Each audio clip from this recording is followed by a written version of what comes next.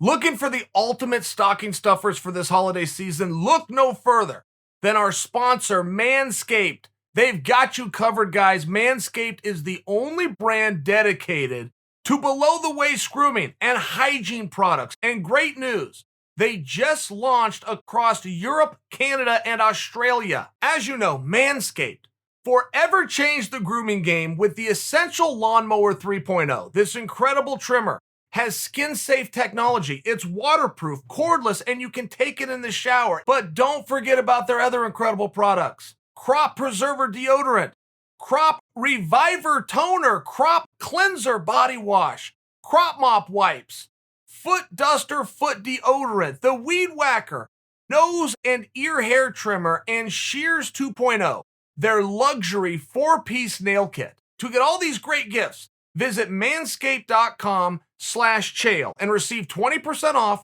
plus free shipping.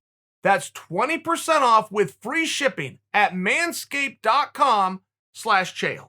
Take a look at the heavyweight division. Okay, we've got the players. We've got the pieces. We got the rules. We got the weight class.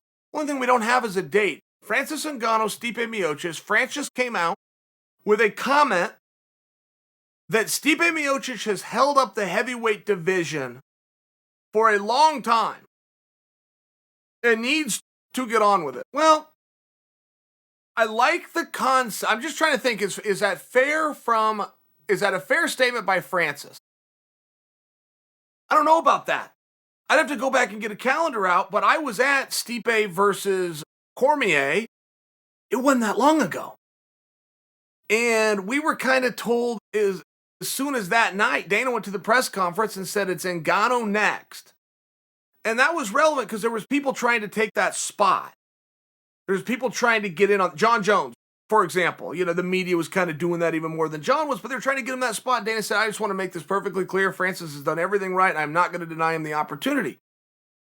So it might have felt like to Francis that was a meaningful amount of time ago, but Dana even that night had said that's going to be early next year. Now, the rumors that we're all hearing is that that's scheduled or looking or targeting a February date and a March at the latest, which is essentially the same thing. February, March, okay. I'm just not sure what's changed. I don't know where Stipe has held up a division. I don't know where I'm seeing that. Stipe can't do anything till they say, will you fight? And then if they say, will you fight Francis specifically under these rules at this weight class, and he says yes to everything, I don't know that it's Stipe that's holding it up, right? I mean, don't forget, guys, we're in a very interesting spot in that, aside from Figueiredo, who's going to fight this Saturday, there is no title fights booked. Do you guys realize that? Izzy versus Blachowicz, we know it's happening. It's not booked. Gilbert Burns, Kamaru Usman, we know it's happening. It's not booked. Amanda Nunes coming back to defend. We know that's going to happen. It's not booked. Have you put this in perspective? Are you guys aware of this? Even Peter Yan and Sterling has been announced that it's going to happen. It's not booked. Now, what's the difference? Just a date. All we're talking about is a date. You start looking at the pieces, you start putting them on the board. It's a coordinated effort. There's some logistics there. You got to pick the dates, and they haven't got to it yet. So I only share that to you because I like where Francis's head is at. I like the message that Francis is giving, which is that he's chomping at the bit, that he feels as though he's being held back. It's very important that an athlete feel that way.